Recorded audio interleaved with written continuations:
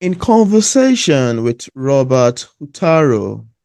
Robert Hutaro is currently in his 17th year as a rape crisis counselor and community educator. Inspired by his undergraduate studies in criminal justice, he continues to embrace a lifelong commitment to activism and advocacy for survivors of sexual violence.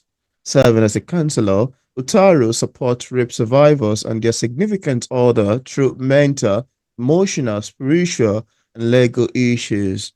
He also facilitates workshops that unpack the realities of sexual violence and offers strategies for support and prevention with a focus on healing. Utaro has been featured in magazine publications across the country and on international radio broadcasts. Through the grace of God, Utaro's works and his books to the survivors continue to impact people's mind and heart globally. And on today's episode of Photo Interview, it's my utmost pleasure, joy, and excitement to have on the show today the amazing Robert Utaro. How are you doing, Robert? Doing well. Thank you so much for having me. How are Yeah, you? I'm doing very fine too. It's quite lovely and great to have you on the show today. Thanks for coming on. Thank you. Yeah, I'm honored. absolutely.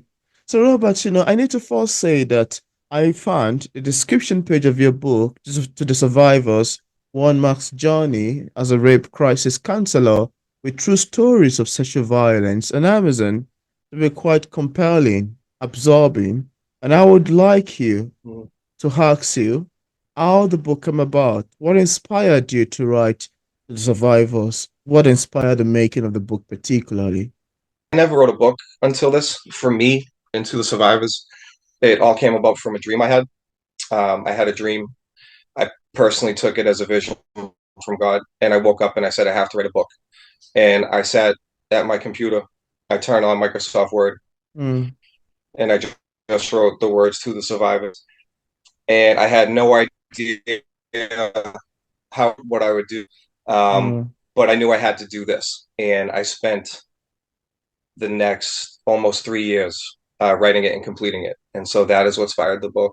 That sounds to me like a lovely introduction into becoming an author. That sounds like a lovely Mm, introduction into becoming a writer. I like the sound of it. I mean, to get to know that it was mm. inspired by a dream sounds quite uncommon as well, too. What Yeah, happened for me?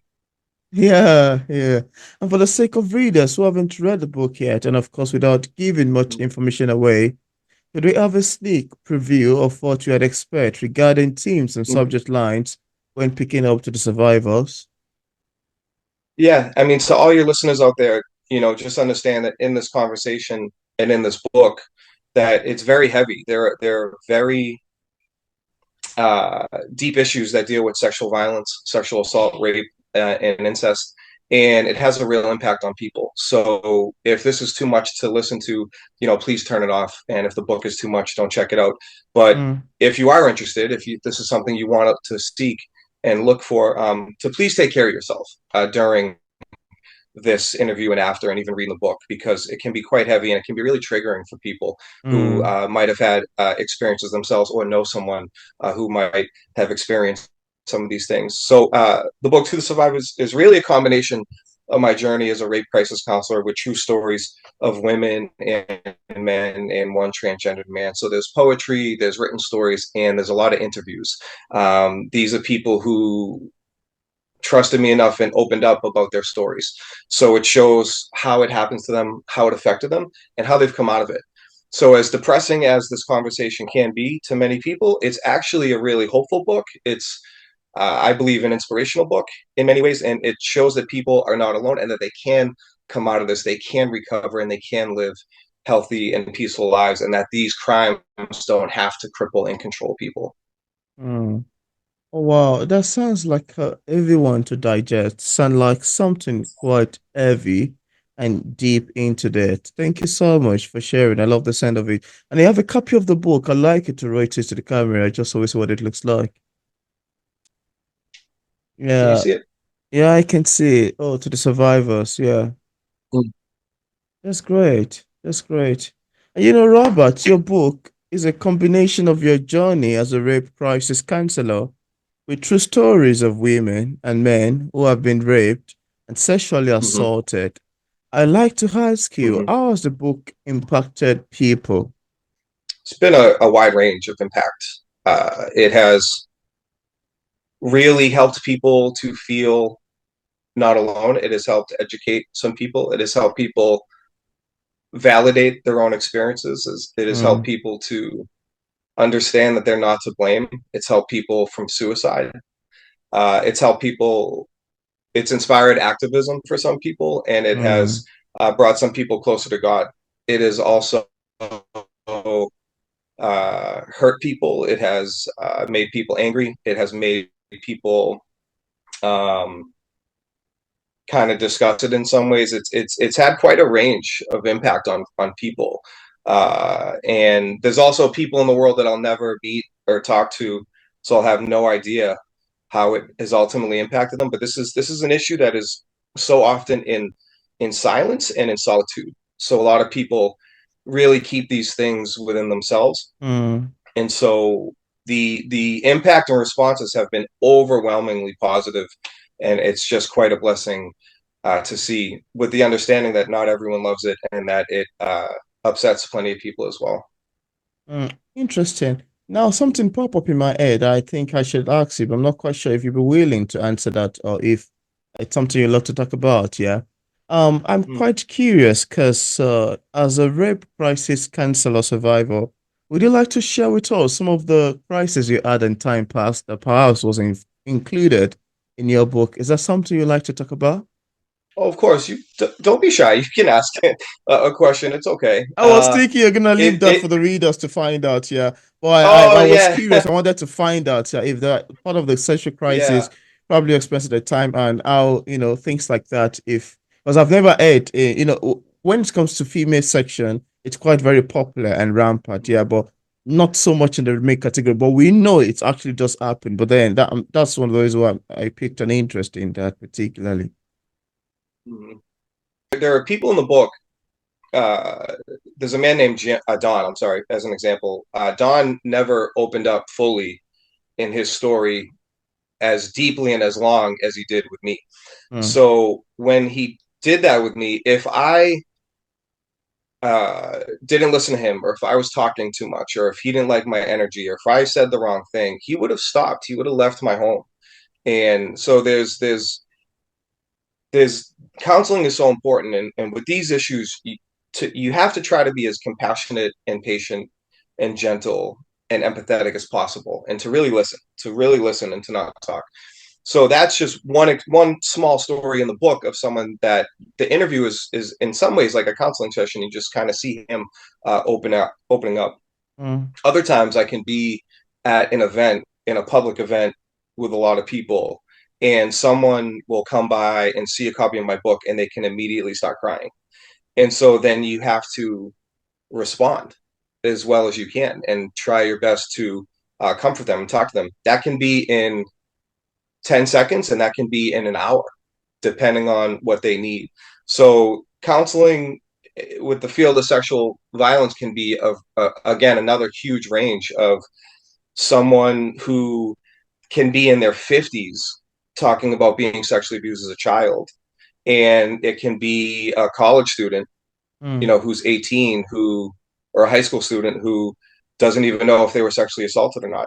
And so there's just a huge range of these. But regardless of their experiences, I try my best to sit with them, to be with them, to meet them where they're at, and to hopefully be a bridge of where they might need to go, depending on the needs of that individual. That's quite amazing, really. Thank you for the short snippet you brought into that. Quite amazing for me. Yeah. Yeah. I think when I have other question popping up in my head, I love to ask you alongside. But before I go on, I'd like to ask you, considering the themes and subject line you have in your book, I would like to ask, what is the hardest part of writing this book? Which section was the hardest for you to write? The hardest part for me was typing the stories. So when I interviewed with them, it was on a little small recorder. So to you have to play it, stop it, type it, go back if I missed something, and just keep doing that. And it took a really long time, and to capture their even long pauses. And so tears would just come gushing like out of my eyes as I would do a lot of these stories, because it ultimately is so sad that this is what human beings can do to each other, and the impact it has on people. So Mm. uh, these are people I've known and met, and so the hardest part for me emotionally would be that. I'd say from a writing perspective, it's just challenging to write a book. It can be challenging to write a book and organize it in a certain way. But for me in this book, it absolutely was just kind of like reliving the pain of what they shared with me. That's true. That's amazing, yeah. That's quite great. That's quite lovely to me. I love hearing the sound of that, and thank you so much for sharing. And also, I'd like to ask you, Robert, what are some things that are helpful in the healing process of rape survival?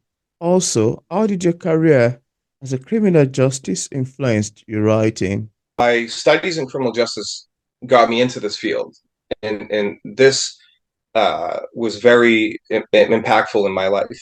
And there are many things that help in the healing process. Even listening to an interview like this can be Mm, helpful to someone in the healing process. Reading a book, reading in general is helpful. Writing is incredibly helpful for people. I know people that don't talk much at all, but they are incredible writers. They're poets, and they don't. Many of them don't have the confidence to write enough to get into publishing. But the truth is, they're so talented, and it's so helpful in their process. Other things that can be helpful is talking to someone that you trust and love, and someone that will treat you well and treat you the way you deserve to be treated. mm, Music, dance, exercise, meditation, prayer. Uh, all these things and others are tools. They're tools to use. We have gifts in the world to deal with the pains of the world. We have mm. gifts in the world to deal with the evil in the world.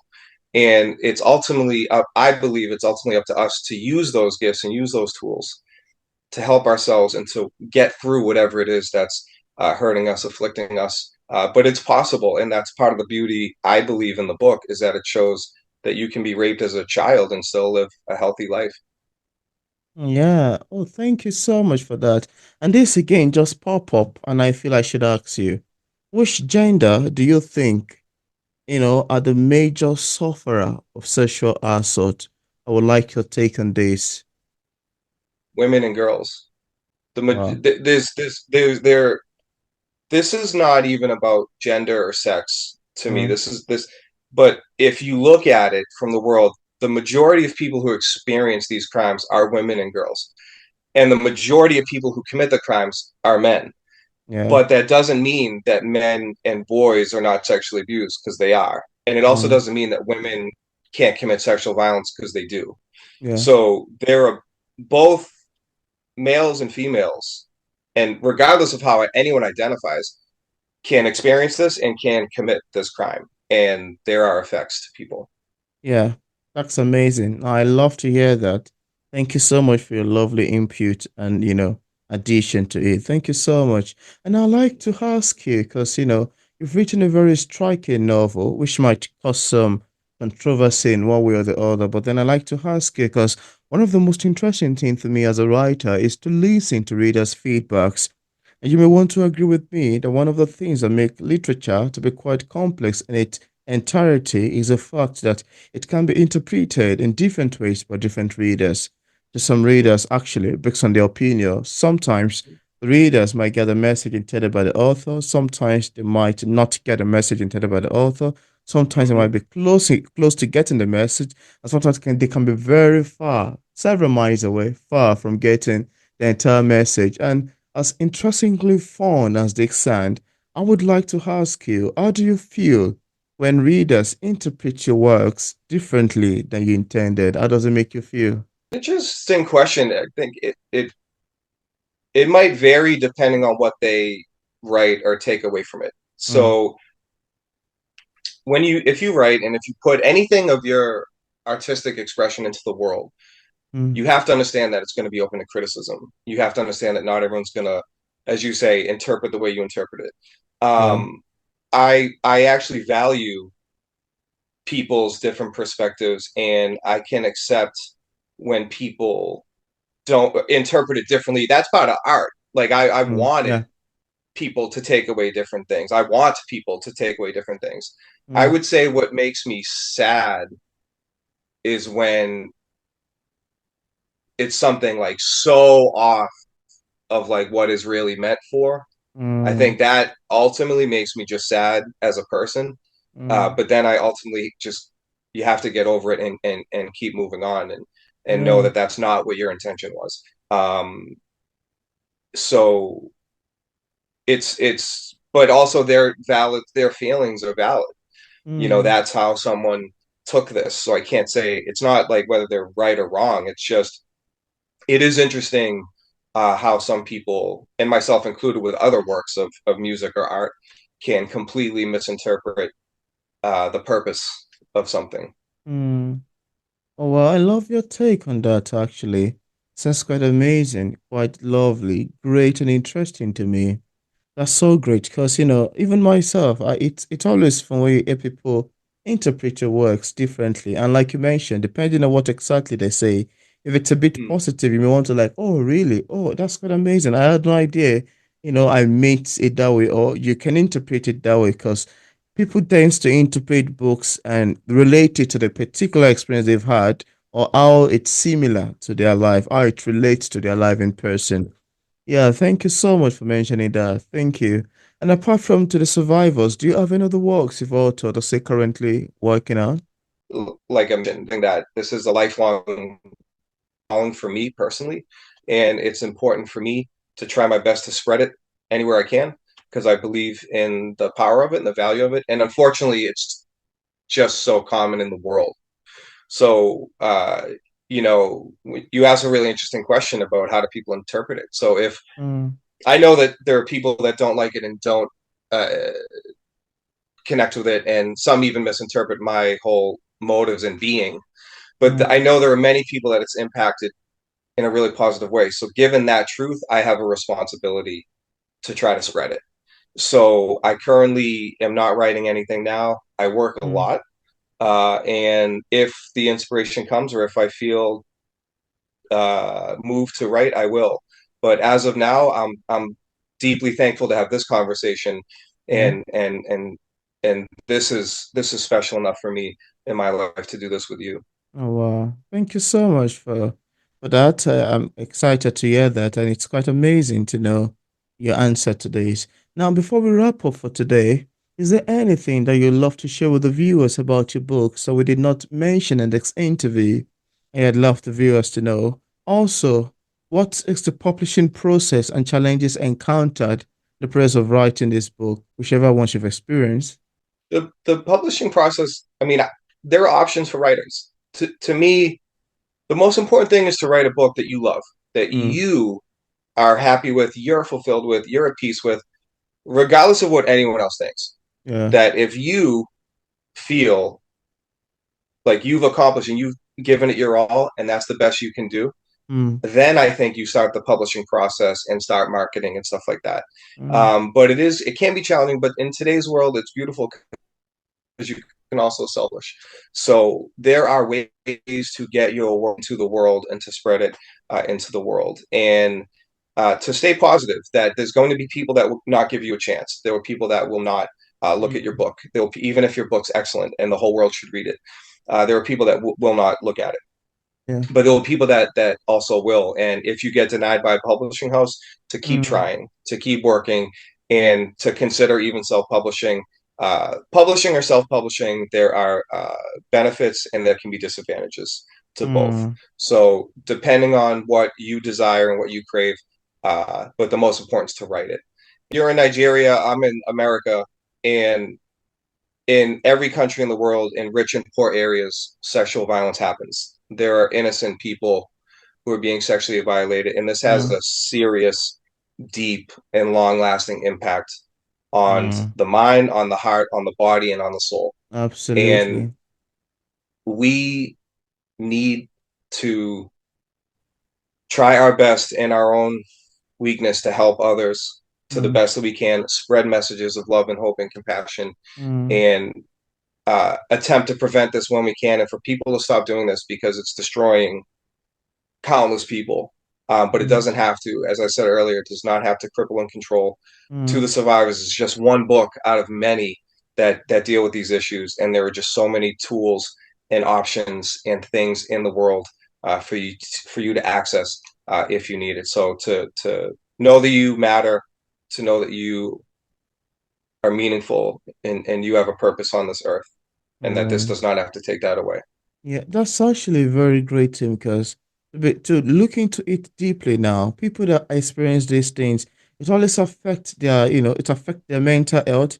In fact, it affects, whenever they get to think about it, even when they've grown up, it always it's like a stigma that stays with them forever. And when they flash the image flash in their brain, they're like, oh no, that's a bad one. It's something that stays with someone.